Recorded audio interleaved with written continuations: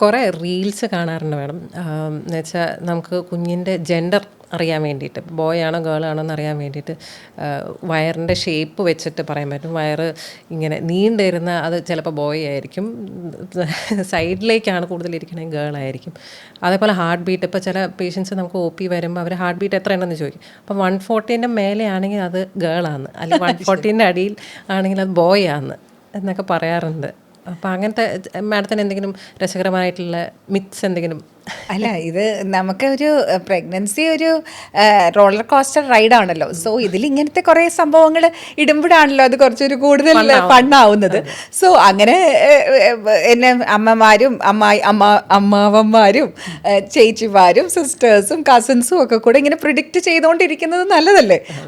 അവർക്കൊരു ഹാപ്പിനെസ് കൊടുക്കുവാണെങ്കിൽ അത് അവർ ചെയ്തോട്ടെ. പക്ഷേ ശാസ്ത്രീയപരമായിട്ട് അങ്ങനെ ഒരു കാര്യവും നമ്മൾക്ക് ഒരിക്കലും ജെൻഡർ ഈ രീതിയിലൂടെ പ്രിഡിക്റ്റ് ചെയ്യാൻ സാധിക്കുന്നതല്ല. സോ ബട്ട് അവർക്ക് സന്തോഷം ലഭിക്കാൻ ഇങ്ങനെ ഓരോ പ്രൊപ്പസിഷൻസും ഇങ്ങനെ ഇടുന്നതിലൂടെ അവർക്ക് കിട്ടുന്ന ഹാപ്പിനെസ് നമ്മളത് കളയേണ്ട ആവശ്യമില്ല. So let them enjoy the journey of pregnancy. Predicting gender reveal ഇപ്പോൾ ഭയങ്കര ഇതാണല്ലോ പുറം രാജ്യങ്ങളിൽ. ഇവിടെ നമ്മൾക്ക് ശാസ്ത്രീയപരമായും ലീഗലിയും നമ്മൾ ബൗണ്ടാണ്. നമ്മൾ അങ്ങനെ ജെൻഡർ ഒരു കാരണവശാലും റിവീൽ ചെയ്യാൻ പാടില്ല. So that is very strong. പക്ഷേ ഇങ്ങനെ പ്രിഡിക്ഷൻസിന് കുഴപ്പമില്ല. അവരുടെ വീട്ടുകാരും അവർക്ക് ഫാമിലിയിൽ ഒരു എൻജോയ്മെൻ്റ് ആയിക്കോട്ടെ എന്നുള്ള രീതിയിൽ മാത്രമേ അതിനെ എടുക്കാൻ സാധിക്കുകയുള്ളൂ.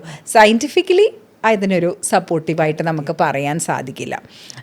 പിന്നെ പലപ്പോഴും ഞാൻ കേട്ടിട്ടുള്ള ഒരു കാര്യം, പേഷ്യൻസ് മാസം തികയാതെ പ്രസവിക്കുന്ന ചില പേഷ്യൻസ് ഉണ്ടല്ലേ. ചില പേഷ്യൻസിന് അധികം ലേബറിലേക്ക് അധികം നേരം പ്രസവത്തിന് എടുക്കാറില്ല. പെട്ടെന്ന് ഒരു 2 to 3 hours അല്ലെങ്കിൽ 4 hours 3-4 hours തന്നെ പ്രസവിക്കുന്ന പേഷ്യൻസ് ഉണ്ട്. ചില പേഷ്യൻസ് കുറേ ഡ്യൂറേഷൻ എടുക്കുക. ചിലപ്പോൾ നമ്മളൊരു ദിവസമൊക്കെ വെയിറ്റ് ചെയ്യാറുമുണ്ടല്ലോ, ഒരു 24 hours കഴിഞ്ഞിട്ടും സമയം കൊടുക്കുന്ന പേഷ്യൻസ് ഉണ്ട്. സോ അങ്ങനെയുള്ള ഈ ഡിഫറൻസ് എന്തുകൊണ്ടാണെന്ന് പലപ്പോഴും പേഷ്യൻസ് അല്ലേ, അയ്യോ എൻ്റെ ചേച്ചി അല്ലെങ്കിൽ എൻ്റെ നാത്തൂൻ അവർ പെട്ടെന്ന് പ്രസവിച്ചല്ലോ ഡോക്ടറെ, എന്ത് പറ്റി, എനിക്ക് മാത്രം ഇത്ര സമയം എടുക്കണത് എന്തുകൊണ്ടാണ്, എന്തെങ്കിലും പ്രശ്നമാണോ? അപ്പോൾ നമ്മളത് how do we explain that? അവർക്ക് എങ്ങനെ നമുക്ക് അത് പറഞ്ഞ് മനസ്സിലാക്കി കൊടുക്കാൻ പറ്റും? പലപ്പോഴും ആദ്യത്തെ പ്രഗ്നൻസിയൊക്കെ ആണെങ്കിൽ സമയമെടുക്കും. എന്ത് പോയാലും ഒരു 16 to 18 hours വരെയൊക്കെ പോവാം. ആദ്യത്തെ പ്രഗ്നൻസി ആ ഗർഭപാത്രത്തിൻ്റെ മുഖം ഓപ്പണായി അത് ഡൈലേറ്റ് ആവാനൊക്കെ സമയമെടുക്കുന്നതാണ്. പിന്നെ ചില കേസിൽ ഈ പറഞ്ഞ പോലെ സെർവിക്സ് വീക്കായിരിക്കും, അതിന് ബലക്കുറവ് കാരണം അത് നേരത്തെ ഓപ്പണായി പോയി. അപ്പോഴാണ് ഈ മാസം തികയാണ്ട് പ്രസവിക്കുക അങ്ങനത്തെ സിറ്റുവേഷൻസ് ഒക്കെ വരുന്നത്. ഈ ഗർഭപാത്രത്തിൻ്റെ മുഖം തുറന്നു വരുന്നതാണ് പ്രസവത്തിൻ്റെ വളരെ ഒരു ഇമ്പോർട്ടൻ്റ് ആയിട്ടുള്ള സ്റ്റെപ്പ്. അതിൽ ഗർഭപാത്രത്തിൻ്റെ മുഖത്തിൻ്റെ കൺസിസ്റ്റൻസി, അതിൻ്റെ സോഫ്റ്റ്നെസ്, അതിൻ്റെ എത്രത്തോളം മസ്കുലർ അല്ലെങ്കിൽ മാംസപേശിയുടെ വശം എത്ര ഉണ്ട്, ഇലാസ്റ്റിക് ഭാഗങ്ങൾ എത്ര വശമുണ്ട്, അതിൽ തന്നെ പല പേഷ്യൻസിലും ഡിഫറൻസ് ഉണ്ടാവാം. അപ്പോൾ ആ ഒരു ഡിഫറൻസ് കാരണമാണ് ചില പേഷ്യൻസിന് അധികം സമയം ചിലപ്പോൾ എടുക്കണം എന്നില്ല. ആദ്യത്തെ പ്രസവം ആണെങ്കിലും ചിലപ്പോൾ ഇച്ചിരി നേരത്തെ പെട്ടെന്ന് ആവുന്നവരുണ്ട് അല്ലേ, മരുന്ന് അല്ലെങ്കിൽ വെക്കാതെ തന്നെ ഉടനെ ആവുന്നവരുണ്ട്.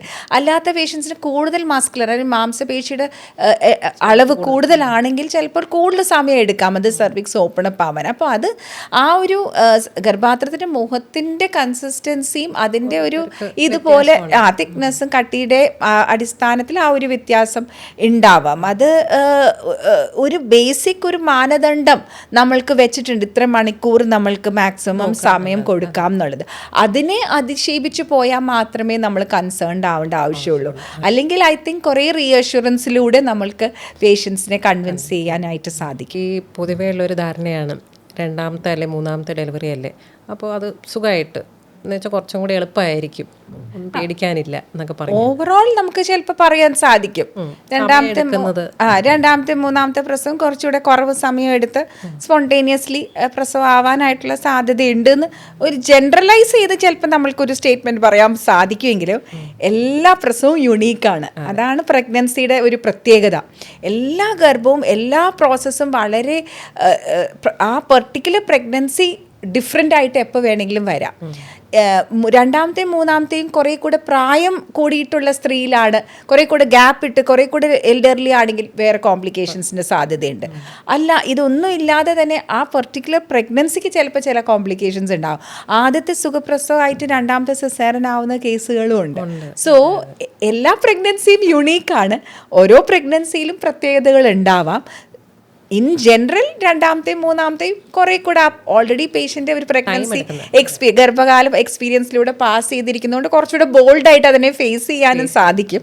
അതുകൊണ്ട് കൂടുതൽ വലിയ പ്രശ്നങ്ങളില്ലാതെ പോകാനായിട്ടുള്ള സാധ്യതയുണ്ടെങ്കിലും ചില അപകട സാധ്യതകളും മോർ എൽഡർലി പ്രഗ്നൻസികളിലും മൂന്നാമത്തെ നാലാമത്തെ ഒക്കെ പ്രസവങ്ങളാവുമ്പോൾ ഗ്രാൻഡ് മൾട്ടിപാര എന്നൊക്കെ നമ്മൾ പറയുന്ന രീതിയിലുള്ള പ്രസവങ്ങളാവുമ്പോൾ വരാനായിട്ടുള്ള സാധ്യതയുമുണ്ട്. സോ തീർച്ചയായിട്ടും നല്ലൊരു എക്സ്പേർട്ട് ഒപ്പീനിയനും എടുത്ത് അല്ലെങ്കിൽ പ്രോപ്പർ ഡോക്ടറുടെ സംരക്ഷണത്തിൽ അതും പ്രസവത്തിന് മുന്നോട്ട് പോകാൻ പാടുള്ളൂ. മാഡത്തിൻ്റെ ഇത്രയും കാലത്തെ എക്സ്പീരിയൻസിൽ ഇപ്പം നമ്മൾ ഓരോ ഡെലിവറി എന്ന് പറയുമ്പോൾ നമ്മൾ അവരുടെ കൂടെയുള്ള ഒരു ജേണിയാണ് ആക്ച്വലി. ഈ ഒരു 9 months ആ ഡെലിവറി വരെ നമ്മൾ അവരുടെ ഒപ്പമുണ്ട്. അപ്പോൾ മാഡത്തിന് ആ ഒരു എക്സ്പീരിയൻസിനെ ഒന്ന് ഷെയർ ചെയ്യാൻ പറ്റുമോ? ഗർഭകാലം എന്ന് പറയുന്ന ഒരു ഇൻക്രെഡിബിൾ ജേണിയാണ്. ഞാൻ മറ്റ് സ്പെഷ്യാലിറ്റീസിനോട് ഇതിനെ കമ്പയർ ചെയ്യുമ്പോൾ എനിക്ക് ഇന്നും നല്ല ഉറച്ച് പറയാൻ പറ്റും ഇതിനോളം നമ്മൾക്ക് സന്തോഷം തരുന്ന ഒരു സാറ്റിസ്ഫാക്ഷൻ തരുന്ന ഒരു സ്പെഷ്യാലിറ്റി ഇല്ല. ബിക്കോസ് അവരുടെ ഒരു ഫാമിലി മെമ്പറിനെ പോലെ വീട്ടിലെ ഒരാളെ പോലെ ആയി മാറുകയാണ് നമ്മൾ ആ 9 മാസം അവരുടെ കൂടെ ചിലവഴിക്കുന്നത്. പക്ഷേ ഗർഭിണിയെ സംബന്ധിച്ച് നമ്മൾ ഈ വ്ളോഗ്സിൽ കാണുന്ന പ്രഗ്നൻസി ഷൂട്ടും ഈ ഫൈനൽ ബേബിയുടെ വരവും മാത്രമല്ല, അതിൻ്റെ ഏറ്റവും ജോയസ് മൊമെൻറ്റ്സിനെ നമ്മൾ ക്യാപ്ചർ ചെയ്ത് നമ്മൾ ഇൻസ്റ്റയിലോ അതിലോ കാണുന്നെന്ന് മാത്രമേ ഉള്ളൂ. പക്ഷേ ഗർഭിണീനെ സംബന്ധിച്ച് ആ 9 മാസം എന്ന് പറയുന്നത് വളരെ ഒരു ചലഞ്ച് നിറഞ്ഞ ഒരു ജേണിയാണ്. പലർക്കും ആദ്യത്തെ 3 മാസം തീരെ വയ്യായിക അല്ലേ, ഭയങ്കര ഛർദിയും വയ്യായിക, ഈ പ്രഗ്നൻസി എന്തിനു വന്നു എന്നുള്ള രീതിയിൽ വരെ ചിന്തിക്കുന്ന, ഒന്നും കഴിക്കാൻ പറ്റുന്നില്ല, സ്ഥിരം ഡ്രിപ്പ് ഇട്ട് പോകുന്ന പേഷ്യൻസ് ഉണ്ട്. പിന്നെ അതിനുശേഷമാണെങ്കിലും പിന്നത്തെ സമയങ്ങളിൽ വയറുവേദന മൂലോ അല്ലെങ്കിൽ പ്രഷർ മൂലോ അല്ലെങ്കിൽ ഉറക്കം ശരിയാവുന്നില്ല, ബാക്ക് പെയിൻ, ഇതൊക്കെ വളരെ കോമൺ കംപ്ലയിൻസ് ആണ്. പിന്നെ ഇന്നത്തെ കാലത്ത് ആക്ച്വലി ഗർഭിണി വർക്കിംഗും കൂടിയാണ് മോസ്റ്റ് അല്ലേ, നമ്മുടെ അധികം ഗർഭിണികളും വർക്കിംഗ് ആണ്. അപ്പം വർക്കും ഈ പ്രഗ്നൻസിയും കൂടെ ഒന്നിച്ച് കൊണ്ടുപോകുക എന്ന് പറയുന്നത് എളുപ്പമുള്ള കാര്യമല്ല. പലപ്പോഴും പല ദിവസങ്ങളിലും തീരെ വയ്യായികയായിട്ടും അവർ ജോലിക്ക് പോകേണ്ട ആവശ്യമില്ല പറഞ്ഞിട്ട് അതെ അങ്ങനെ പോകേണ്ടി വരാം. ഇതെല്ലാം കഴിഞ്ഞിട്ട് പ്രഗ്നൻസിയുടെ വേദനയെന്ന് പ്രസവത്തിന് വേണ്ടി റെഡിയാകുമ്പോൾ അതിൻ്റെ ഒരു ആൻസൈറ്റി ഒരു വശം, പിന്നെ അതിൻ്റെ വേദന ഒരു വശം. എത്രയൊക്കെ നമ്മൾ പെയിൻ റിലീഫിന് കൊടുത്താൽ പോലും കംപ്ലീറ്റ്ലി ഒരു പെയിൻ റിലീഫായിട്ടുള്ള ഒരു പ്രസവങ്ങൾ വളരെ കുറവാണ്. എന്തൊക്കെയായാലും സ്റ്റിച്ചിൻ്റെ പ്രസവമാകുമ്പോൾ, നോർമൽ പ്രസവമാകുമ്പോൾ സ്റ്റിച്ചിൻ്റെ കുറച്ച് വേദനയുണ്ടാവും. അപ്രതീക്ഷിതമായിട്ട് സിസേറിയൻ വേണ്ടി വന്നാൽ അതിൻ്റെ എന്തായാലും വേദന ഉണ്ടാവും. അതിൻ്റെ കൂടെ പോസ്റ്റ്മോർട്ടം പീരിയഡിൽ എല്ലാം ഹാങ്കി ഡോളി, എല്ലാം ഭയങ്കര ഹാപ്പിനെസ് പോലെ അല്ല. ഫീഡിങ്, ഈ നിപ്പിൾ സോർനെസ്, സ്റ്റിച്ചിന്റെ വേദന, പിന്നെ മാനസികമായിട്ട് ഇത്രയും ഹോർമോണൽ ചേഞ്ചസ് നടക്കുന്ന ഒരു സമയമാണ് അല്ലേ ഗർഭകാലം എന്ന് പറയുന്നത് തന്നെ. ഭയങ്കര ഹോർമോണൽ ചേഞ്ചസ് ഉണ്ട്. അപ്പോൾ കുറേ മൂഡ് സ്വിങ്സ് ഇതിൻ്റെ കൂടെ ഉണ്ടാവും. അത് വേറെ ഒരു കരച്ചില്, സങ്കടം. അതുപോലെ പ്രസവത്തിനോട് ശേഷമുള്ള ഇമ്മീഡിയറ്റ് ഒരു 10 ദിവസം സംടൈംസ് ഒത്തിരി ഇമോഷണൽ ചേഞ്ചസ് വരും. അപ്പോൾ അത്രയും ഒരു ഫാമിലി സപ്പോർട്ട് ഇല്ലാത്ത, അല്ലെങ്കിൽ കുടുംബത്തിനോട് ചേർന്ന് നിൽക്കാൻ പറ്റാത്ത, അല്ലെങ്കിൽ അവർ എക്സ്പെക്റ്റ് ചെയ്യുന്ന രീതിയിലുള്ള സപ്പോർട്ട് ഇല്ലെങ്കിൽ പലപ്പോഴും പല പേഷ്യൻസിനും ഒരു പോസ്റ്റ്മോർട്ടം ബ്ലൂസ് പോലെ, ഡിപ്രഷൻ്റെ ഏർലി സൈൻസ് പോലെയൊക്കെ വരാറുണ്ട്. സോ ഗർഭകാലം എന്ന് പറയുന്ന ഒരു ചാലഞ്ചിങ് ഫേസാണ്. ഒരു പ്രസവം, ഗർഭകാലം, അത് കഴിഞ്ഞിട്ടുള്ള ഇമ്മീഡിയറ്റ് ഒരു പോസ്റ്റ്മോർട്ടം പീരീഡും പ്രസവം കഴിഞ്ഞിട്ടുള്ള സമയവും, അതൊക്കെ വളരെ ഒരു ഫുൾ എന്താ പറയുക, ഒരു നല്ലൊരു വാറിന് പോകുന്ന ഒരു സംഭവം, ഒരു യുദ്ധത്തിന് പോകുന്ന പോലത്തെ ഒരു ഫീലിംഗ് ആണ്. So many ups and downs. പക്ഷേ നമുക്ക് വളരെ ഒരു പോസിറ്റീവായിട്ടുള്ള സാറ്റിസ്ഫൈങ് ആയിട്ടുള്ള ഇത്രയും എക്സ്പീരിയൻസിൽ ഇത്രയും പേരുടെ ലൈഫ്സ് നമുക്ക് ടച്ച് ചെയ്യാൻ പറ്റുക എന്നുള്ളത്, ടു ബ്രിങ് ന്യൂ ലൈഫ്, പുതിയൊരു ജന്മം പുറത്തേക്ക് കൊണ്ടുവരിക എന്നുള്ളത് അതിനോളം സാറ്റിസ്ഫൈങ് ആയിട്ട് ഒരു പ്രൊഫഷനും ഇല്ല എന്ന് എനിക്ക് 100% പറയാൻ സാധിക്കും. ഇപ്പോൾ കുറേ പേഷ്യൻസ്, ഇപ്പോൾ ചിലർക്ക് ഈ വേദന, നോർമൽ ഡെലിവറീൻ്റെ പെയിൻ ആലോചിച്ചിട്ട് ആ ഒരു പേടി കാരണം ചിലർ പറയും എനിക്ക് സിസേറിയൻ മതി. നേരത്തെ പറയും എനിക്ക് നോർമലി ട്രൈ ചെയ്യുക പോലും വേണ്ട, സിസേറിയൻ മതി. അതിനെപ്പറ്റി മാഡത്തിൻ്റെ അഭിപ്രായം എന്താ? അതെ അതെ, അങ്ങനെ ഇപ്പോൾ ഒത്തിരി നല്ലൊരു ശതമാനം പേഷ്യൻസ് അങ്ങനെ ചോദിച്ചു വരാറുണ്ട് നമ്മുടെ അടുത്ത്. ബിക്കോസ് അതാണ് നമ്മൾ caesarean delivery on maternal request എന്ന് പറയുന്നത്, CDMR അല്ലെങ്കിൽ സിസേറിയൻ പ്രസവം മദർ റിക്വസ്റ്റ് ആവശ്യപ്രകാരം നമ്മൾ ചെയ്യുന്നു എന്നുള്ള രീതിയിൽ. പക്ഷേ നമ്മൾ അങ്ങനെ ഒരു കാര്യം അവരോട് സമ്മതിക്കുന്നതിന് മുന്നേ തീർച്ചയായിട്ടും അതൊരു ഇൻഡിക്കേഷനായിട്ട് ഇപ്പോൾ വരുന്നുണ്ട്. എന്നിരുന്നാലും നമ്മൾ തീർച്ചയായിട്ടും എംഫസൈസ് ചെയ്യണം, അത് പറഞ്ഞ് മനസ്സിലാക്കണം. നോർമൽ ഡെലിവറി തീർച്ചയായിട്ടും ഒരു ബെറ്റർ ഓപ്ഷനാണ് എല്ലാ രീതിയിലും. അവരുടെ ഫ്യൂച്ചർ പ്രഗ്നൻസി വരുമ്പോൾ വരാവുന്ന റിസ്കുകളിനും ഈ പ്രസവത്തിനും കുഞ്ഞിൻ്റെ പരിചരണത്തിനും റിക്കവറിക്കും എല്ലാത്തിനും നോർമൽ പ്രസവം തന്നെയാണ് ഏറ്റവും ഉത്തമം. അപ്പോൾ അതിൻ്റെ ഒരു പ്രോപ്പർ കൗൺസിലിങ്ങിലൂടെ അറ്റ്ലീസ്റ്റ് ഒരു 70% ആൾക്കാരെയും നമ്മൾക്ക് നോർമൽ പ്രസവത്തിന് തന്നെ ഒരുക്കുവാൻ സാധിക്കും. ബിക്കോസ് മോസ്റ്റ്ലി പ്രീവിയസ് അല്ലെങ്കിൽ ഫ്രണ്ട്സിൻ്റെയോ അല്ലെങ്കിൽ വീട്ടുകാരുടെയോ പലപ്പോഴും നമ്മുടെ അടുത്ത പേഷ്യൻസ് വരാണ്ട്, ഇന്ന ആൾ നമ്മളോട് പറഞ്ഞു മാഡം ആ ട്രോമ കാരണം എനിക്കത് ചിന്തിക്കാൻ പോലും പറ്റുന്നില്ല, ഒരു നോർമൽ പ്രസവത്തിൻ്റെ കാര്യം ചിന്തിക്കാൻ പോലും പറ്റുന്നില്ല എന്നുള്ളത്. അപ്പോൾ അങ്ങനത്തെ കാര്യങ്ങൾ അവരോട് പറഞ്ഞ് മനസ്സിലാക്കി ഈ 9 months ജേണിയിൽ അവരുടെ കൂടെ നമ്മൾ സഞ്ചരിക്കുമ്പോൾ നമുക്ക് ഒരു ടു എ ലാർജ് എക്സ്റ്റെൻറ്റ് നമുക്കത് അവരെ പറഞ്ഞ് മനസ്സിലാക്കി അവരെ നോർമൽ പ്രസവത്തിന് വേണ്ടി ഒരുക്കുവാൻ സാധിക്കും. പക്ഷേ ഒരു ചെറിയ ശതമാനം പേഷ്യൻസ് ഇന്നും അത്രയ്ക്ക് ഭയമുള്ള പേഷ്യൻസ് അല്ലെങ്കിൽ നേരത്തെ ട്രോമാറ്റിക് എക്സ്പീരിയൻസസ് അവർക്ക് ഉണ്ടായിരിക്കുന്ന പേഷ്യൻസ് റിക്വസ്റ്റ് ചെയ്യുമ്പോൾ ചില വളരെ സ്പെസിഫിക് ആയിട്ടുള്ള ചില കണ്ടീഷനുകളിൽ നമ്മളത് ചെയ്തു കൊടുക്കുവാനായിട്ടുള്ള ഒരു റെസ്പോൺസിബിലിറ്റിയും നമ്മൾ ഏറ്റെടുക്കേണ്ട ആവശ്യം വരാറുണ്ട്. പക്ഷേ എന്നും എപ്പോഴും നോർമൽ പ്രസവത്തിന് തീർച്ചയായിട്ടും മുൻതൂക്കം നമ്മൾക്ക് കൊടുക്കേണ്ട വരാറുണ്ട്. പിന്നെ നമ്മൾ കാണാറുള്ളൊരു പ്രവണത ഈ സോഷ്യൽ ഇൻഫ്ലുവൻസേഴ്സിൻ്റെ വഴിയിലൂടെയും അല്ലാതെയും നമ്മൾ കാണുന്നത് പല മീഡിയ അല്ലെങ്കിൽ ഓഫ് ഹാൻഡ് ഉള്ള ഇൻഫർമേഷൻസ് അബൌട്ട് പ്രഗ്നൻസി ഗൈഡ്സ് അല്ലേ, പല പ്രഗ്നൻസി ടിപ്സും പ്രഗ്നൻസി ഗൈഡ്സും അത് ഫോളോ ചെയ്യുന്ന ഒത്തിരി പേഷ്യൻസ് നമ്മുടെ അടുത്ത് കാണാറുണ്ട്. സോ അതിനെപ്പറ്റിയുള്ള തോട്ട് പ്രോസസ്സ് എന്താണ്? സോഷ്യൽ മീഡിയ ആക്ച്വലി അതൊരു ബ്ലെസ്സിങ് ആയിട്ടും ഒരു ബൂണായിട്ടും കൊടുക്കാം. കാരണം നമുക്കതിൽ അൺഫിൽറ്റേർഡ് ആയിട്ട് ഇൻഫർമേഷൻ കിട്ടുക ചെയ്യുന്നത്. അപ്പോൾ അതിൽ ഏത് ശരി ഏത് തെറ്റെന്നുള്ളത് ഒന്നെങ്കിൽ പേഷ്യൻ്റ് ഈ പറയുന്ന അത് ആര് അഡ്വൈസ് തരണു, ഇപ്പോൾ ക്വാളിഫൈഡ് ആയിട്ടുള്ള ഒരു പ്രാക്ടീഷണറാണോ ഈ അഡ്വൈസ് തരുന്നത് എന്നുള്ളതാണ് നോക്കേണ്ടത്. നമ്മൾ അവരുടെ ഒരു ക്രെഡിബിലിറ്റി നോക്കണം. നമ്മുടെ അഡ്വൈസ് ഫോളോ ചെയ്യുമ്പോൾ നമ്മൾ ബ്ലൈൻഡായിട്ട് അങ്ങ് ഒരു ഇൻഫ്ലുവൻസർ, സോഷ്യൽ മീഡിയ ഇൻഫ്ലുവൻസർ നമുക്ക് അഡ്വൈസ് ചെയ്യുന്നു, മെഡിക്കൽ അഡ്വൈസ് ആയിരുന്നു, അത് ഒരിക്കലും അങ്ങനെ ഫോളോ ചെയ്യരുത്. അതെ, ഈ ഓവർ ദ കൗണ്ടർ പോയി മെഡിസിൻസ് പ്രഗ്നൻസിയിൽ മേടിക്കുന്ന ഒരു പ്രവണതയും ആക്ച്വലി കുറച്ച് കണ്ടുവരുന്നുണ്ട് അല്ലേ. കുറേ സപ്ലിമെൻറ്റ്സ്, കുറേ അങ്ങനത്തെ ഒരു ഓവർ ദ കൗണ്ടറിൽ ഗർഭിണി അങ്ങനെ മെഡിക്കേഷൻസ് എടുക്കാമോ, അതിൽ വരുന്ന എന്തൊക്കെയാണ് ഒരു സേഫ് ഗാർഡ്സ് അല്ലെങ്കിൽ നമ്മൾ ശ്രദ്ധിക്കേണ്ട കാര്യങ്ങൾ? ഓക്കെ, നമുക്കിപ്പോൾ ഇൻ പ്രഗ്നൻസി നമുക്ക് ഏറ്റവും ആവശ്യമുള്ളത് ഇപ്പോൾ ഫസ്റ്റ് ട്രൈമസ്റ്ററിലൊക്കെയാണ് നമ്മൾ പറയുക ഫോളിക് ആസിഡ് സ്റ്റാർട്ട് ചെയ്യാന്നുള്ളത്. ആക്ച്വലി പ്രീ കൺസെപ്ഷനിൽ പ്രസവത്തിന് മുന്നേ തന്നെ 3 മാസം മുന്നേ തന്നെ അതിന് ഫോളിക് ആസിഡ് എടുക്കുന്നത് വളരെ ഇമ്പോർട്ടൻ്റ് ആയിട്ടുള്ള ഒരു പ്രഗ്നൻ്റ് ആവണേൻ്റെ ഒരു 3 മാസം മുമ്പേ എടുക്കുന്നതാണ് എപ്പോഴും നല്ലത്. അതിനാണ് നമുക്കൊരു പ്രീ കൺസെപ്ഷണൽ കൗൺസിലിംഗ്, അതിൻ്റെ ഇമ്പോർട്ടൻസ് വരുന്നത് അവിടെയാണ്. ഇപ്പോൾ നമുക്ക് എന്തെങ്കിലും അസുഖങ്ങളുണ്ട് അല്ലെങ്കിൽ ഓൾറെഡി എന്തെങ്കിലും മരുന്നുകൾ എടുക്കുന്നുണ്ട്, ഷുഗറോ പ്രഷറോ അങ്ങനത്തെ അസുഖങ്ങൾക്കൊക്കെ മരുന്ന് എടുക്കുന്നുണ്ട്, ആദ്യമേ ഒരു ഗൈനക്കോളജിസ്റ്റിനെ കാണുക. എന്നിട്ട് നമുക്കിപ്പോൾ മരുന്നുകൾ ചിലപ്പോൾ മാറ്റം വരുത്തേണ്ടി വരാം. ചില മരുന്നുകൾ ഈ പറയുന്ന പോലെ പ്രഗ്നൻസിയിൽ കുഞ്ഞിന് പ്രശ്നങ്ങൾ ഉണ്ടാക്കുന്നതാണ്. മെജോറിറ്റി മെഡിസിൻസും വലിയ കുഴപ്പമില്ലാത്തതാണ്. അപ്പോൾ അതിൽ ഏതൊക്കെ മാറ്റം വരുത്തണം, ഏതൊക്കെ കുഞ്ഞിന് പ്രശ്നങ്ങൾ ഉണ്ടാക്കാന്നൊക്കെ ഡോക്ടറോട് ചോദിച്ച് മനസ്സിലാക്കി അതിനനുസരിച്ചിട്ടുള്ള വ്യത്യാസങ്ങൾ വരുത്തുക. അതെ, പിന്നെ ഇപ്പോൾ എന്തെങ്കിലും ഇപ്പോൾ ഷുഗർ അങ്ങനത്തെ അസുഖങ്ങളൊക്കെ ഉണ്ടെങ്കിൽ അതൊക്കെ ഒപ്റ്റിമൈസ് ചെയ്തിട്ട് വേണം ഒരു പ്രഗ്നൻസി പ്ലാൻ ചെയ്യാൻ തന്നെ. അതെ, ഷുഗർ ആണെങ്കിലും അപസ്മാരമുള്ള പേഷ്യൻസ് ഉണ്ട്, അതുപോലെ പ്രഷറുള്ള പേഷ്യൻസ് ഉണ്ട്, വേറെ അസുഖങ്ങളുള്ള പേഷ്യൻസ് ഉണ്ട്. നമുക്ക് ഗർഭകാലത്ത് എടുക്കാൻ പാടില്ലാത്ത മെഡിസിൻസ് എടുക്കേണ്ട വരുന്ന പേഷ്യൻസ് ഉണ്ട്. അപ്പം അവരൊക്കെ ആ സ്പെഷ്യലിസ്റ്റ് ഡോക്ടറിനെ കാണിച്ച് അത് ഒഴിവാക്കി പ്രഗ്നൻസിക്ക് വേണ്ടി ഒരുങ്ങാനായിട്ട് റെഡി ആവാൻ പറ്റുന്നതാണ് ഏറ്റവും നല്ലത്. പ്ലാൻഡ് ആയിട്ടൊരു പ്രിപ്പയർഡ് ആയിട്ടൊരു പ്രഗ്നൻസിയിലേക്ക് പോകുന്നത്. നമ്മുടെ ഫോളിക് ആസിഡിൻ്റെ റോൾ എന്താണെന്ന് ചിലപ്പോൾ പലപ്പോഴും പേഷ്യൻസിന് അത്ര ക്ലിയർ ആവാറില്ല അല്ലേ. അപ്പോൾ ഫോളിക് ആസിഡ് മെയിൻലി ബ്രെയിൻ ഡെവലപ്മെന്റും ന്യൂറോ ഡെവലപ്മെന്റിന് വേണ്ടിയിട്ടാണ് നമ്മൾ കൊടുക്കുന്നത്. നരമ്പ് വഴി രോഗങ്ങൾ വരാതിരിക്കാൻ, ബ്രെയിനിന് പ്രൊട്ടക്ഷനും നരമ്പ് വഴി രോഗങ്ങൾ വരാതിരിക്കാൻ അത് വളരെ ഇമ്പോർട്ടൻ്റ് ആണ്. സോ പ്രഗ്നൻസിക്ക് മുന്നും ആദ്യത്തെ 3 മാസവും കർശനമായിട്ട് ഗർഭിണി എടുക്കേണ്ട ഒരു മെഡിക്കേഷനാണ്. പലപ്പോഴും ഈ ഛർദിയും പ്രശ്നങ്ങളും കാരണം മറന്നു പോകുന്ന ഒരു മെഡിസിനും കൂടിയാണ്. ഐ തിങ്ക് അത് കൂടുതൽ നമ്മൾ എംഫസിസ് കൊടുക്കേണ്ട അതിനാണ്. പിന്നെ ഓഫ് കോഴ്സ് അതിന് ശേഷം അയണും കാൽഷ്യം അല്ലേ. അതല്ലാത്ത ഓവർ ദ കൗണ്ടർ പോയി മേടിക്കുന്ന മെഡിസിൻസ് അങ്ങനെ ഒത്തിരി മരുന്നുകളുടെ ആവശ്യമില്ല ഇൻ പ്രഗ്നൻസി. നമ്മൾ ഒന്ന് ഭക്ഷണത്തിൽ തന്നെ ഒരു ബാലൻസ് ഡയറ്റ് എടുക്കാൻ നോക്കുക. പിന്നെ നമുക്ക് ഏറ്റവും മരുന്നുകളുടെ ആവശ്യം ഏറ്റവും മിനിമൈസ് ചെയ്യാൻ നോക്കുക. അതാണ് ഞാൻ അഡ്വൈസ് ചെയ്യാറുള്ളൂ.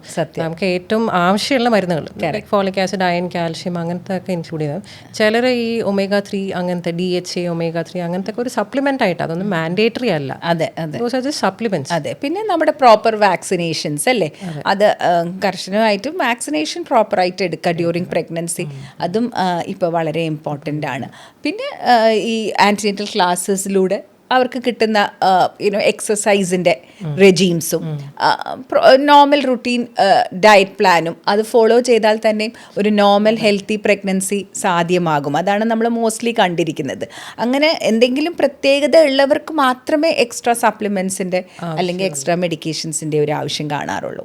അവിടെ എക്സസൈസിൻ്റെ കാര്യം പറയുമ്പോൾ ഈയിടെയായിട്ട് ഇപ്പോൾ പ്രഗ്നൻ്റ് ആയ ഉടനെ അനങ്ങാൻ പാടില്ല, സ്റ്റെപ്പ് കയറാൻ പാടില്ല, ബസ്സിൽ കയറാൻ പാടില്ല, അങ്ങനെ ഒത്തിരി നിബന്ധനകൾ. അതെ, പ്രത്യേകിച്ച് ഈ പറയുന്ന അമ്മമാരും അമ്മായിയമ്മമാരും എല്ലാവരും അത് ചെയ്യരുത് ഇത് ചെയ്യരുത്, അങ്ങനെ ഒത്തിരി റൂൾസ് ആൻഡ് റെഗുലേഷൻസ്. ഇപ്പം എന്ന് പറഞ്ഞാൽ എല്ലാവർക്കും 1-2 കുട്ടികളുള്ളൂ. കുറച്ച് ലേറ്റ് ആയിട്ടാണ് പലരും പ്രഗ്നൻസിക്ക് പോകുന്നത്. സോ മാക്സിമം ആ പ്രഗ്നൻസിനെ പ്രൊട്ടക്ട് ചെയ്യുന്ന ഭയങ്കര ഒരു പ്രഷറാണ് ഗർഭിണിയുടെ മേത്ത്. പക്ഷേ ഐ തിങ്ക് അത് ഒരു മിത്താണ്. അത് തീർച്ചയായിട്ടും വേറെ ഡോക്ടർ പ്രത്യേകിച്ച് നിർദ്ദേശിച്ചിട്ടില്ലാത്തതായ ഒരു കാര്യമൊന്നും ഇല്ലെങ്കിൽ തീർച്ചയായിട്ടും ഗർഭിണി വളരെ ആക്റ്റീവായിട്ടും നോർമൽ ഒരു റുട്ടീൻ ലൈഫ് തീർച്ചയായിട്ടും കൊണ്ടു നടക്കുന്നത് തന്നെയാണ് ഡെഫിനറ്റ്ലി പോസിറ്റീവ്. പിന്നെ ഈ ക്ലാസ്സസിലൂടെ അല്ലെങ്കിൽ കറക്റ്റായിട്ടുള്ള എക്സസൈസസ്, ആൻറ്റിനേറ്റൽ എക്സസൈസസ് നമുക്ക് പറഞ്ഞു തരുന്നതിലൂടെ ഡെഫിനറ്റ്ലി അതും ഫോളോ ചെയ്യുന്നത് ഒരു നോർമൽ പ്രസവത്തിനെ ഒത്തിരി എയ്ഡ് ചെയ്യാറുണ്ട് അല്ലേ.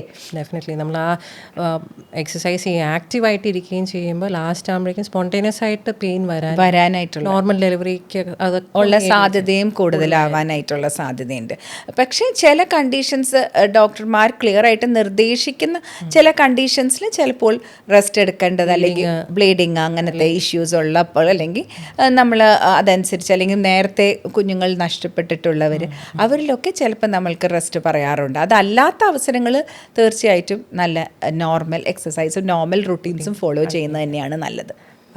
മാഡം സ്ഥിരം കേൾക്കുന്ന ഒരു അഡ്വൈസാണ് എന്ന് വെച്ചാൽ 2 പേർക്ക് വേണ്ടി കഴിക്കണം. പ്രഗ്നൻസി സമയത്ത് ഒരാൾക്ക് വേണ്ടിയിട്ടല്ല, 2 പേർക്ക് വേണ്ടിയിട്ടാണ് കഴിക്കേണ്ടതെന്നുള്ളത്. അതിനെപ്പറ്റി മാഡത്തിൻ്റെ അഭിപ്രായം എന്താ? ഈ 2 പേർക്ക് വേണ്ടി കഴിക്കുന്നത് ഒരു മിത്താണ്. അത് ഒരു കാരണവശാലും 2 പേർക്ക് വേണ്ടി കഴിക്കുന്നത് കൊണ്ടാണ് പിന്നെ ഗർഭിണി വെയിറ്റ് കുറയ്ക്കാൻ വേണ്ടി കഷ്ടപ്പെടേണ്ട വരുന്നത്, വേറെ പല രോഗങ്ങളിലേക്ക് നീങ്ങുന്നത്. സോ ഐഡിയലി ശരിക്കും പറഞ്ഞു കഴിഞ്ഞാൽ നമുക്ക് നോർമൽ BMI എന്ന് പറഞ്ഞാൽ നമ്മളൊരു ആവറേജ് ബിൽഡ് ഒരു ലേഡി ആണെങ്കിൽ നമ്മൾക്ക് ഒരു ഗർഭകാലത്ത് ത്രൂ ഔട്ട് നമ്മൾ ടോട്ടൽ വെയിറ്റ് ഗെയിൻ വരേണ്ടത് ഒരു 10 മുതൽ 12 കിലോ ഉള്ളൂ. അതേസമയം നമ്മൾ മുന്നിൽ തന്നെ ഓവർ വെയ്റ്റ് ആയിട്ടുള്ള ഒരു ലേഡിയാണ്, നമ്മുടെ BMI കൂടുതലാണെങ്കിൽ നമ്മൾ അത്രയും വെയിറ്റ് ഗെയിൻ വരേണ്ട ആവശ്യമില്ല. ഒരു 8 kg വെയിറ്റ് ഗെയിൻ മതി ഒരു 9 months നമ്മൾ എക്സ്പെക്റ്റ് ചെയ്യുന്നത്. അതേസമയം നമ്മൾ അണ്ടർ വെയ്റ്റ് ആയിട്ടുള്ള ഒരാളാണെങ്കിൽ നമുക്ക് 12 മുതൽ 15 കിലോ വരെ വെയിറ്റ് ഗെയിൻ വരാം. അപ്പോൾ അത് നമ്മളോട് പറയുന്നത് എന്നാന്ന് വെച്ചാൽ നമുക്ക് ഇത്രയും എക്സ്ട്രാ കാലറീസ് വേണം, പക്ഷേ നമ്മൾക്ക് 2 പേർക്ക് വേണ്ടിയുള്ള കാലറീസിൻ്റെ ആവശ്യമില്ല. സോ അതിൽ തീർച്ചയായിട്ടും നമ്മുടെ ഇനീഷ്യൽ വെയ്റ്റിനോട് അനുബന്ധിച്ചിട്ടുള്ള രീതിയിലുള്ള വെയിറ്റ് ഗെയിൻ നമ്മൾ പ്ലാൻ ചെയ്യണം. കൂടുതലായിട്ടുള്ളൊരു ബാലൻസ്ഡ് ഡയറ്റ് പ്ലാൻ ചെയ്യണം. പ്രോട്ടീൻ കൂടുതലുള്ള കാർബോഹൈഡ്രേറ്റ്സ്, അരിഭക്ഷണങ്ങൾ, അരിധാന്യങ്ങളിലും ഒരു തീർച്ചയായിട്ടും കൺട്രോൾ ഉണ്ടാവണം. ബിക്കോസ് നമ്മുടെ കൺട്രി അല്ലെങ്കിൽ നമ്മുടെ പ്രത്യേകിച്ചും ഡയബറ്റിക് ക്യാപിറ്റലാണ്. അപ്പം നമുക്ക് നല്ലൊരു 15% ഇൻസിഡൻസ് ഉണ്ട് ഗർഭകാലത്ത് ഷുഗർ ഉണ്ടാവാനായിട്ടുള്ള സാധ്യതയ്ക്ക്. സോ അതുകൊണ്ട് അരിഭക്ഷണങ്ങൾ ഏറെ കൂട്ടാതെ പ്രോട്ടീനും വെജിറ്റബിൾസും ഫ്രൂട്ട്സും ആയിട്ടുള്ള ഒരു സംയുക്തമായിട്ടുള്ള ഒരു diet pattern, balanced diet follow ചെയ്യുക എന്നുള്ളതേ നമുക്ക് ഇമ്പോർട്ടൻസ് പറയാൻ. And that should be based on നമ്മുടെ ഇനീഷ്യൽ വെയിറ്റ് എത്ര എന്നുള്ളതിൻ്റെ അനുസരിച്ച് നമ്മൾ പ്ലാൻ ചെയ്യണം. നമ്മൾ അതെ, ഇനീഷ്യൽ പ്രീ പ്രഗ്നൻസി ഗർഭകാലത്തിന് മുന്നുള്ള വെയിറ്റ് അനുസരിച്ച് വേണം നമ്മൾ പ്ലാൻ ചെയ്യാൻ. ആദ്യത്തെ 3 മാസം പലപ്പോഴും നമുക്ക് അധികം വെയിറ്റ് ഗെയിൻ വരാറില്ല. അതിനുശേഷം തീർച്ചയായിട്ടും എവറി ഫോർട്ട്നൈറ്റ്ലി 2 ആഴ്ച കൂടുമ്പോൾ ഒരു 0.5 to 1 kg വെയിറ്റ് ഗെയിൻ വരുവാണെങ്കിൽ നമ്മൾ ത്രൂ ഔട്ട് പ്രഗ്നൻസി നമ്മുടെ ടാർഗറ്റ് വെയിറ്റ് ഗെയിനിലേക്ക് എത്തുവാൻ സാധിക്കും.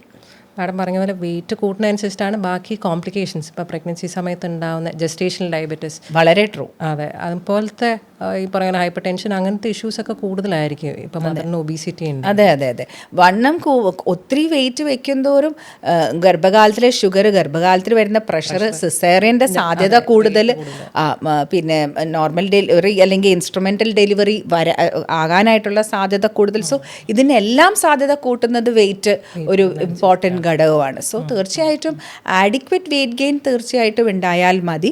അതിൻ്റെ കൂടെ ചെക്കപ്പിലൂടെ കറക്റ്റായിട്ട് ബേബി വളരുന്നുണ്ടെന്നുള്ളത് നമ്മൾ കൺഫേം ചെയ്യുകയും ചെയ്യുന്നുണ്ടല്ലോ അതിനൂടെ. സോ ആ ഒരു എല്ലാ അമ്മമാരുടെ കൺസേൺ അതാണല്ലോ, ഇവൾ കഴിക്കുന്നില്ല, ഇവളുടെ കുഞ്ഞിന് ആവശ്യത്തിന് വെയിറ്റ് ഉണ്ടാവോ, എപ്പോഴും അവർക്ക് അതാണല്ലോ കൺസേൺ. സോ ആ ഒരു റീഅഷ്വറൻസ് നമ്മൾ ഗ്രോത്ത് സ്കാൻസിലൂടെയും നമ്മൾ ചെക്കപ്പിലൂടെയും അവർക്ക് നൽകുവാൻ സാധിക്കും. സോ അതനുസരിച്ചുള്ള വെയിറ്റ് ഗെയിൻ പാറ്റേൺ ഫോളോ ചെയ്യുന്നതായിരിക്കും നല്ലത്. അപ്പോൾ eat for one and a little one. Yeah, that's a good one. Yeah. Eat for one and a little one. And eat for two ന്റെ ആവശ്യം. അതെ, eat for one and eat for little one. Yeah. Okay. കഴിഞ്ഞ ദിവസം ഭയങ്കര ഒരു funny ഒരു experience ഉണ്ടായി. അപ്പോൾ പ്രസവത്തിന് ശേഷം നമ്മൾ കുഞ്ഞിനെ കൊണ്ട് കാണിക്കുമല്ലോ ഇങ്ങനെ മോനെ. അപ്പോൾ അവൻ്റെ മൂത്ത മോൻ ഫുൾ സ്പൈഡർമാൻ സൂട്ടിൽ നിൽക്കുക വാവേനെ എടുക്കാൻ. ബിക്കോസ് അവന് ഫുൾ ശക്തി വേണം, സ്പൈഡർമാനായിട്ട് നിൽക്കാം, ഫുൾ സ്പൈഡർമാൻ കൈയും എല്ലാമായിട്ട് നല്ല വ്യൂ, ഭയങ്കര ഒരു ഹാൻഡ്സമായിട്ട് റെഡി മണിയായിട്ട് നിൽക്കുക. കൊച്ചിനെ അവൻ കൊടുത്തവർ കണ്ണൊക്കെ ചിരിച്ചു. ആ ഒരു എക്സ്പ്രഷൻ നമുക്ക് you would like to capture it for life എന്നുള്ള രീതിയിൽ തന്നെ നിൽക്കുന്നത്. അപ്പോൾ അവനൊരു 3-3.5 വയസ്സ് അത്രയും പ്രായമുണ്ട്. ആ സമയത്ത് അവർക്ക് അത് കോംപ്രിഹെൻഡ് മനസ്സിലാക്കാനും ആ ഒരു ബോണ്ടിങ് വരാനും ചേട്ടനായി എന്നുള്ള ഒരു ഭയങ്കര ഒരു ഫീലിങ്ങിൽ നിൽക്കുക. ഐഡിയലി നമുക്ക് എത്ര ആക്ച്വലി ഗ്യാപ്പ് വേണം? എപ്പോഴായിരിക്കും ഈ ഒരു ഡിഫറൻസ് നല്ല ഒരു പോസിറ്റീവ് എക്സ്പീരിയൻസ് ആയിട്ട് അവർക്ക് മാറുന്നത്? കുഞ്ഞുങ്ങൾക്കും ഗർഭിണികളാവുന്നവർക്കും എന്തായാലും ഐഡിയലി ഒരു 2 to 3 years എന്തായാലും വേണം. ഒരു 2 years എന്തായാലും വേണം. കാരണം ഇപ്പോൾ both for the mother as well as the baby. ഇപ്പോൾ 2 വർഷം വരെ നമ്മൾ ഫീഡിങ് പറയുന്നുണ്ട്, ബ്രസ്റ്റ് ഫീഡിങ് പറയുന്നുണ്ട്. അപ്പോൾ കുഞ്ഞിൻ്റെ വളർച്ചയും അതേപോലെ അമ്മയുടെ ഹെൽത്ത് ഒന്ന് റീഗെയിൻ ചെയ്യാനും ഒക്കെ ഒരു 2 years ഗ്യാപ്പ് മിനിമം എന്തായാലും വേണം. അതെ, 2 years ആകുമ്പോഴത്തേക്കും ഗർഭിണിക്ക് ഇതിലേക്ക് ഒന്നുകൂടെ പ്രിപ്പയർഡ് ആവാനും സമയമുണ്ട്. ഉണ്ടായ കുഞ്ഞിന് കൊടുക്കേണ്ട എല്ലാ കാര്യങ്ങൾ ചെയ്ത് കൊടുക്കാനായിട്ടുള്ള സമയമുണ്ട്. പക്ഷേ ചിലപ്പോൾ അതിന് മുന്നേ നമ്മുടെ അടുത്ത് വരുന്ന സ്ത്രീകൾക്ക് അതനുസരിച്ചുള്ള സപ്ലിമെൻസും സപ്പോർട്ടും ലഭിക്കുവാനായിട്ടുള്ള ഒരു സപ്പോർട്ടീവ് എൻവയറമെൻറ്റ് അവർക്ക് ക്രിയേറ്റ് ചെയ്ത് ഫാമിലി ആയിട്ടുള്ള അല്ലെ കുടുംബാംഗങ്ങൾ കൊടുക്കാനായിട്ടും പ്രത്യേകം ശ്രദ്ധിക്കേണ്ട ആവശ്യം വരാറുണ്ട് അല്ലേ? പലപ്പോഴും അടുപ്പിച്ചാവുമ്പോഴാണ് നമ്മൾ ഈ കോംപ്ലിക്കേഷൻസും ഇപ്പോൾ പ്രഗ്നൻസി സമയത്ത് പ്രസവം നേരത്തെ ആവുക, പ്രീ ടേം ലേബർ ഉണ്ടാവുക, അല്ലെങ്കിൽ ചിലപ്പോൾ വെയിറ്റ് കുറവുണ്ടാവുക, കുഞ്ഞുങ്ങൾ ആവാനായിട്ടുള്ള സാധ്യത, ബ്ലീഡിങ്, അങ്ങനത്തെ ഇഷ്യൂസ്. ഇപ്പോൾ ഡെലിവറി സമയത്ത് ഒരു അമിത രക്തസ്രാവം, അങ്ങനത്തെ ഇഷ്യൂസൊക്കെ അടുപ്പിച്ച് വരുമ്പോൾ ആ ഗ്യാപ്പില്ലാണ്ട് വരുമ്പോഴാണ് അങ്ങനത്തെ ഇഷ്യൂസ്. അതെ. സോ ഐഡിയലി എന്തായാലും 2 years ഗ്യാപ്പ് ഇടുന്നത് ബെറ്റർ ആയിരിക്കും. ഒരു മദറിനും ബേബിക്കും ബോത്ത് ഒരു സേഫ് നെക്സ്റ്റ് പ്രഗ്നൻസി എക്സ്പീരിയൻസ് കിട്ടാൻ വേണ്ടിയിട്ട്. ചില പേഷ്യൻസും പറയാറുണ്ട് എന്ന് വെച്ചാൽ അവരുടെ ആ കുഞ്ഞിന് ഒരു സങ്കടം പോലെയാണ്. എന്ന് വെച്ചാൽ അമ്മേനെ ലേബർ റൂമിൽ കയറ്റുമ്പോൾ തന്നെ അവർക്കൊരു സങ്കടമാണ്, അമ്മേനെ കാണുന്നില്ല. അപ്പോൾ പുതിയൊരാളും കൂടി വരുമ്പോൾ അത് അവരെ എഫക്റ്റ് ചെയ്യുന്നൊരു കാര്യമാണ്. ഇനി എന്നെ നോക്കില്ലേ, എനിക്ക് കിട്ടുന്ന അറ്റൻഷൻ കുറഞ്ഞു പോകുമെന്നുള്ളൊരു പേടി ചില കുഞ്ഞുങ്ങൾക്കുണ്ടാവും. അതെ, തീർച്ചയായിട്ടും അത് ഒരു ഇമ്പോർട്ടൻറ്റ് ഏരിയ ആണ് നമ്മൾ അഡ്രസ്സ് ചെയ്യേണ്ടത് ബിഫോർ ആക്ച്വലി പ്ലാനിങ് പ്രഗ്നൻസി. നമ്മൾ പ്രസവങ്ങളെല്ലാം നമ്മൾ പോസിറ്റീവ് ചൈൽഡ് ബർത്ത് എക്സ്പീരിയൻസ് കൊടുക്കണം എന്ന് തന്നെ ആഗ്രഹിച്ചാണ് എല്ലാം നമ്മൾ പ്ലാൻ ചെയ്യുക. പക്ഷേ അറ്റ്ലീസ്റ്റ് ഒരു 10 to 15% അല്ലെ 10 മുതൽ 15% പ്രഗ്നൻസികളിലെങ്കിലും എന്തെങ്കിലുമൊക്കെ ഹൈ റിസ്ക് എലിമെൻറ്റ്സ്, പ്രശ്നങ്ങളായിട്ടുള്ള എലിമെൻറ്റ്സ് കയറി വരാനായിട്ടുള്ള സാധ്യതയുണ്ട്. അത് പ്രഷറായിട്ടാകാം, ഷുഗറായിട്ടാകാം, അല്ലെങ്കിൽ ബ്ലീഡിങ് ആയിട്ടാവാം. ഇതൊന്നും അല്ലാതെ പലപ്പോഴും മാസം തികയാതെ പ്രസവം വരുന്ന ഒരു പ്രീ ടേം ഡെലിവറി. അത് പല അമ്മമാർക്കും അവരെ പരിചരിക്കാൻ നിൽക്കുന്ന കുടുംബാംഗങ്ങൾക്കും ഭയങ്കര ഒരു വിഷമവും അങ്ങനെ അതിലൂടെ പോകുന്ന അമ്മമാരുടെ ഒരു അവസരം ഭയങ്കര ത്യാഗമാണത്. ആ ഒരു വേദനജനകം ആയിട്ടുള്ള കുറേ കാലങ്ങളിലൂടെ പാസ് ചെയ്ത് കുറേ അപ്സ് ആൻഡ് ഡൗൺസിലൂടെ പാസ് ചെയ്തിട്ടാണ് അവർ അൾട്ടിമേറ്റ്ലി ബേബീനെ വീട്ടിൽ കൊണ്ടുവന്നത്. നമുക്ക് ഈ കഴിഞ്ഞ ദിവസം ഒരു 5-ാം മാസത്തിൽ 6 മാസം ജസ്റ്റ് ആയ ഒരു കുഞ്ഞുണ്ടായിരുന്നല്ലോ, ഒരു 600 to 700 ഗ്രാം. ആ ഒരു ബേബിയുടെ മദറിൻ്റെ ഒക്കെ ഒരു അവർ അതിലൂടെ പോയതിൻ്റെ ഒരു ജേണി ശരിക്കും പറഞ്ഞാൽ ഭയങ്കര ചാലഞ്ചിങ് ആയിരുന്നു അല്ലേ? അത് കാരണം എന്ന് വെച്ചാൽ അവർ ഒട്ടും പ്രതീക്ഷിക്കാതെയാണ് പെട്ടെന്ന് പെയിൻ വരുന്നു, ഡെലിവറി ആവുന്നു. അതെ, പിന്നെ ഈ പറഞ്ഞ പോലെ മാസം തികയാതെ ഗർഭപാത്രം തുറന്നു പോകുന്ന അവസരം. അതെ, സ്റ്റിച്ച് ഇട്ടായിരുന്നു എന്നിട്ടും ഈ പറഞ്ഞ പോലെ അവർക്ക് പെയിൻ വന്ന് അത് അങ്ങ് പ്രോഗ്രസ് ചെയ്ത് ഡെലിവറി ആവുക ചെയ്തത്. അവരെ സംബന്ധിച്ച് അത് വളരെ ചാലഞ്ചിങ് ആണ്. കാരണം ആകെ ഈ 700 ഗ്രാംസ് ഉള്ള കുട്ടിയാണ്, 6 മാസമേ ആയിട്ടുള്ളൂ. NICU വെച്ചാലും ഈ പറഞ്ഞ പോലെ എന്തൊക്കെ ഓരോ ദിവസം ഓരോ പോലെയാണ്, ഓരോ ബേബീനെ സംബന്ധിച്ചിട്ട്. അതെ. പിന്നെ അത്രയ്ക്ക് ഇപ്പം നവജാത ശിശു സംരക്ഷണത്തിൽ ഇത്രയും അഡ്വാൻസസ് വന്നതുകൊണ്ടും ആ സപ്പോർട്ട് ആ ഡോക്ടേഴ്സും അവിടെ നിൽക്കുന്ന ഡെഡിക്കേറ്റഡ് സ്റ്റാഫിൻ്റെയും ഭയങ്കര ഒരു അവരും അവരുടെ ഓൺ ഫാമിലി ആയി മാറുകയാണ്. ആ ഒരു 3 മാസത്തിൻ്റെ 3-4 മാസം കൊണ്ടാണ് അവർ പലപ്പോഴും ചില ബേബീസ് പോകാൻ ഈവൻ 550 ഗ്രാം ഒക്കെ പോകാനായിട്ട് ചിലപ്പോൾ 3-3.5 മാസത്തോളം ആ കുഞ്ഞുങ്ങൾ NICU കെയറിൽ വേണ്ടി വരാറുണ്ട്. അവർക്ക് അത്രയും കെയർ എന്നുവെച്ചാൽ ഒരു സമയം ആദ്യം ശ്വാസം മുട്ടലിൽ ബുദ്ധിമുട്ടാണെങ്കിൽ ചിലപ്പോൾ പിന്നെ കുടലിനായിരിക്കും അല്ലെങ്കിൽ ഹാർട്ടിനായിരിക്കും. അപ്പോൾ ഓരോ ദിവസം ഓരോ ടേൺ ആയിരിക്കും ചാലഞ്ചിങ്, ഭയങ്കര ചാലഞ്ചിങ്. ആക്ച്വലി ഈ മാസം തികയാതെ പ്രസവിക്കുന്ന ആ അമ്മമാരുടെ ചാലഞ്ചും ഭയങ്കര ഒരു ടെൻഷനും സ്ട്രെസ്സും പിന്നെ ഫീഡിങ്ങും അവരെ ഒന്ന് ഒരുമാതിരി വെയിറ്റിലേക്ക് എത്തിക്കുന്നവരെ അതൊരു ഭയങ്കര ചാലഞ്ചായിട്ടാണ്.